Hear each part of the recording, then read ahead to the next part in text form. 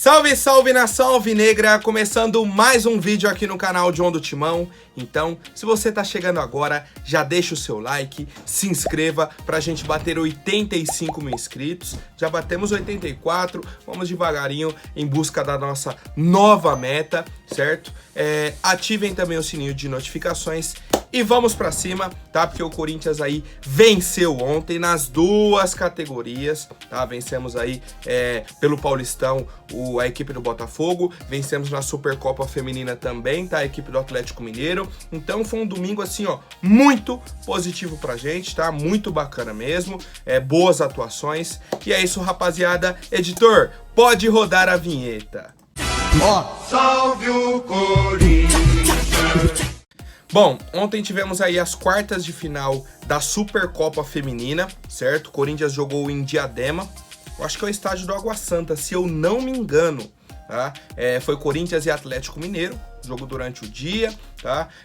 A nossa equipe fez um bom jogo, tá? Achei que fez um bom jogo. Tivemos um pênalti perdido pela Vicky Albuquerque no começo do segundo tempo, né? E aí, já na sequência, ela fez o gol do Corinthians também, tá? Aos 12 do segundo tempo.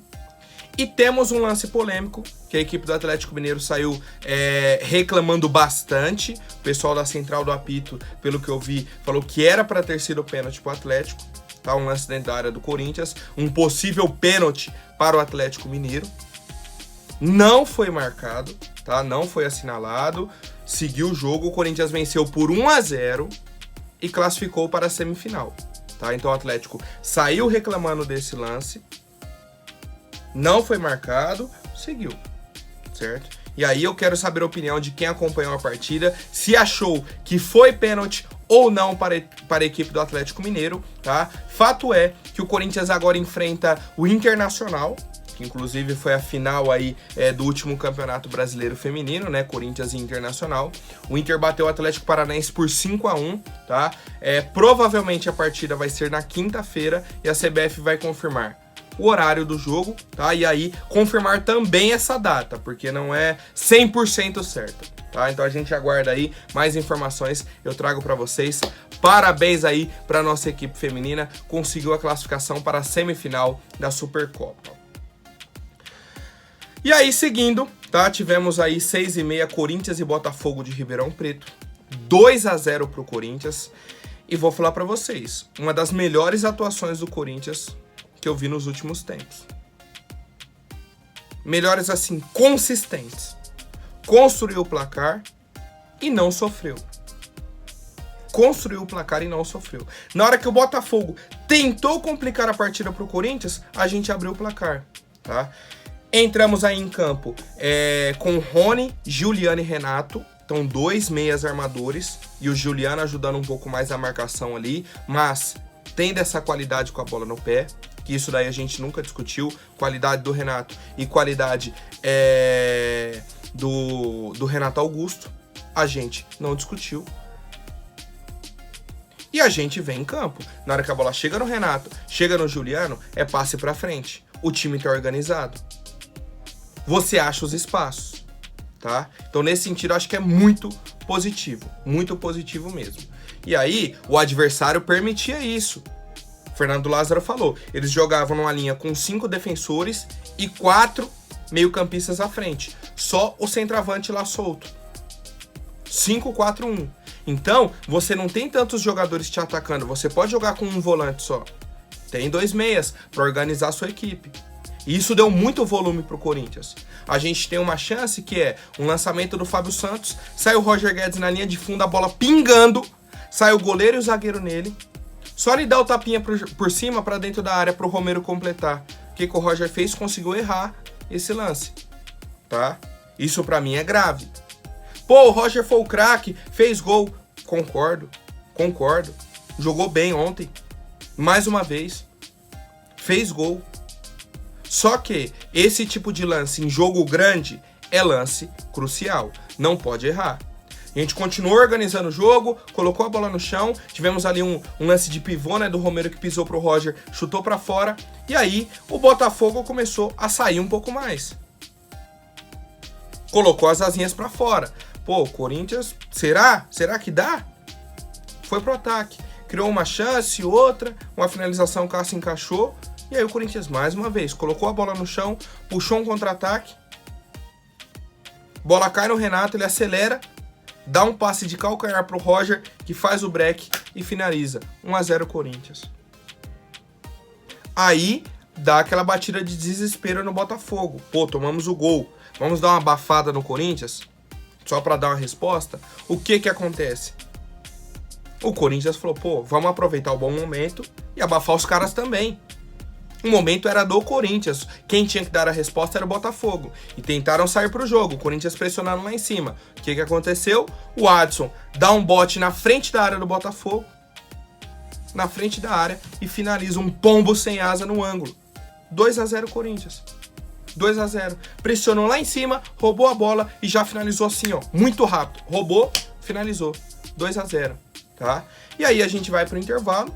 Com 2-0 no placar, muita tranquilidade, volta a campo, e aí, o que mais me impressionou na questão de atuação do time que eu venho falando há muito tempo.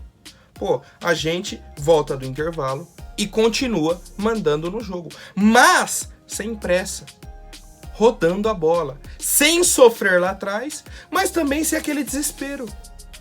Manteve os 2-0 com muita tranquilidade. Porque o que acontece? Ou o Corinthians estava empatando ou perdendo ali, e aí volta pro segundo tempo, tendo que entrar naquela correria, acelera o jogo, ou volta vencendo, e aí desce todas as linhas, entrega a bola pro Botafogo e fica aquele sufoco. Cruzamento toda hora, e finalização passando perto, e Cássio fazendo milagre, que não foi o que aconteceu ontem. Ontem a gente estava com 2-0 no placar e com a bola no pé.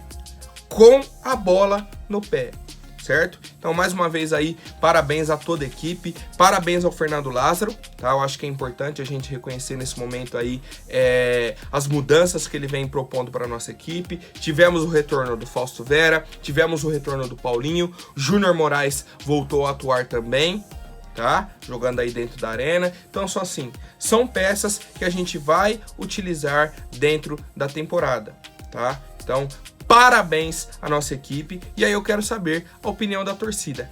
Quem foi o melhor em campo ontem? Tá, o Roger venceu aí o prêmio de craque da galera. Gostei muito do Adson também. O Rony fez um jogo muito bom. Tá? Então, temos alguns nomes aí para brigar por esse craque da partida, família. Bom, e aí, seguindo a linhagem do jogo, temos a coletiva de imprensa do Fernando Lázaro, tá? Elogiou bastante a nossa equipe. Ele falou, ó, foi uma partida que a gente teve o controle durante todo o jogo. Um primeiro tempo maior, conseguindo impor um ritmo de jogo com e sem a bola. Foi uma partida que a gente teve o controle durante todo o jogo. Um primeiro tempo maior, conseguindo impor um ritmo de jogo com e sem a bola. Criamos situações em um time difícil, um time que tem colocado dificuldades em todos os jogos, um time qualificado e que se defende bem. No segundo tempo, a gente manteve o controle, não com a mesma intensidade, mas enfim, foi um grande jogo e a gente se apresentou bem. Que pra mim é o resumo perfeito da partida. O Corinthians fez um grande primeiro tempo, fez os 2 gols, no segundo tempo administrou, mas sem sofrer. Perfeito, perfeito, perfeito. Na verdade, no jogo de hoje, a gente entendia que os atacantes, até pelo sistema que o adversário jogava, com 3 zagueiros, uma linha de 5 e uma linha de 4 meio-campistas, que nossos atacantes teriam que ter um pouco mais de mobilidade. E aí, por isso, ele escolheu o Romero no lugar do Júnior Moraes, porque ele precisava de mais mobilidade no ataque, tá? Essa é a justificativa aí do Fernando Lázaro sobre a escolha. E aí, ontem eu li muitos comentários sobre a atuação do Romero. Pra mim, eu acho que foi o pior em campo do Corinthians ontem, foi o Romero.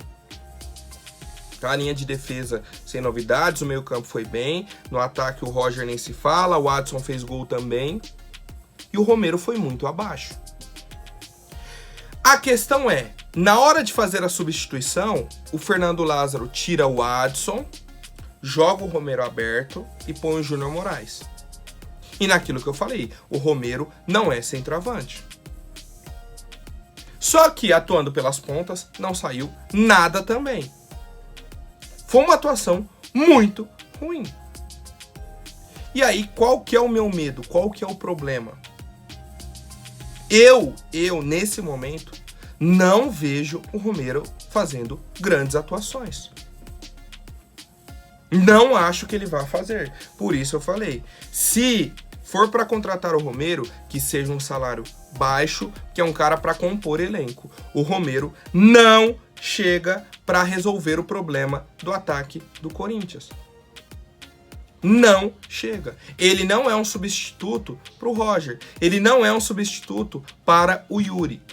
Ele briga por uma vaga com o Adson e nesse momento o Adson está melhor. E eu vejo mais potencial no Adson do que no Romero. Até porque o Romero já passou dos 30 anos e o Adson tem 22, 23. Quem que pode evoluir? Entende? Foi uma das grandes discussões ontem foi o Romero jogar a partida inteira e não acertar nada. Nada. Entendeu? Se é um jogo que o Romero não acerta 2, 3 carrinhos, pronto, o cara passa em branco na partida. Passa em branco na partida. E aí eu quero saber a opinião de vocês. E aí, mais uma vez, não é que agora o Romero não presta... Não. Eu falei antes da contratação dele. Não é o cara que vai resolver os nossos problemas. Não é e não vai ser. Certo, família? Quero saber a opinião de vocês. Bom, e aí outro problema, dessa vez bem mais tranquilo, tá, para o Fernando Lázaro, é a situação do primeiro volante do Corinthians. Tivemos ontem o Rony mais uma vez jogando muita bola, tá?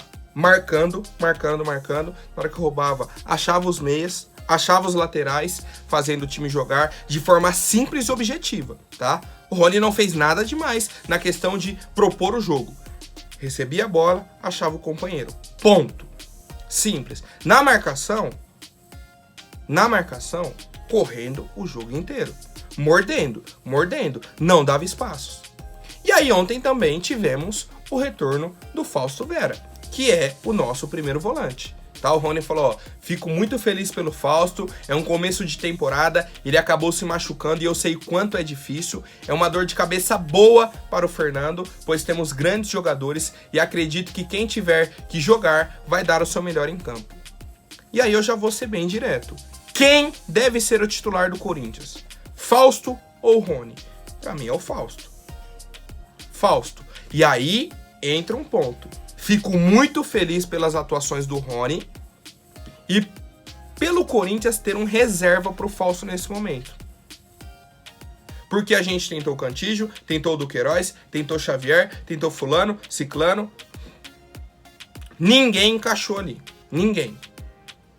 O Fausto foi o cara que entrou, que era para ser um segundo volante, veio para primeiro e encaixou. E agora o Rony pode ser essa segunda opção, tá? Esse reserva para o Fausto. Quero saber a opinião de vocês, família. Bom, agora falando rapidinho sobre o mercado da bola, temos aí o interesse do Internacional no Bruno Mendes. A gente lembra que no ano passado o Corinthians emprestou o Bruno Mendes para o Inter, tá? Ele jogou aí até o meio do ano, de 2021 até junho de 2022, um ano aí pelo Inter. Foi bem, retornou para o Corinthians, assumiu uma titularidade, ficou ali revezando com Balbuena, Gil, aí no final da temporada fechamos com Gil e Balbuena, que foi a dupla que entrou como titular esse ano. Só que para mim o Bruno Mendes é titular do Corinthians. Para mim a dúvida é Bruno Mendes e Gil, Bruno Mendes e Balbuena, Bruno Mendes e Caetano.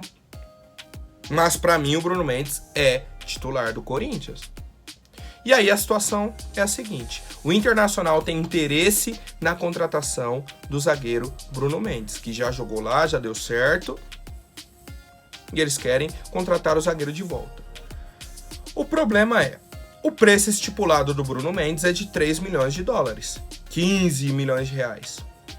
O Inter está disposto a desembolsar 1,5 milhão de dólares, 7 milhões e meio, quase 8 milhões de reais. O preço dele é 15, quase 16, eles querem pagar aí 7,5, 8. Aí vai da diretoria do Corinthians. Espero que nem olhem para essa proposta. Se chegar nesse valor, chegar uma proposta com esse valor, nem olha. Porque é um desrespeito. Um cara que foi pro Inter, foi titular, veio pro Corinthians, tá jogando muito bem e os caras só desvalorizam. O certo era o preço dele ser maior do que tá estipulado aí, porque ele tá jogando bem, tá sendo titular, está correspondendo. Mas a gente sabe como funciona aí na nossa diretoria, tá?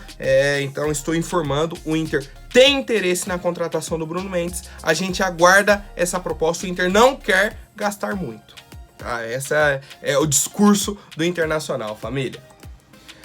Bom, agora rapidinho antes da última notícia, vou pedir para quem não for inscrito, se inscreva aí embaixo e já deixem um like para fortalecer. Rapaziada, o Corinthians buscou o Guilherme Biro, tá, e o staff dele para renovação de contrato.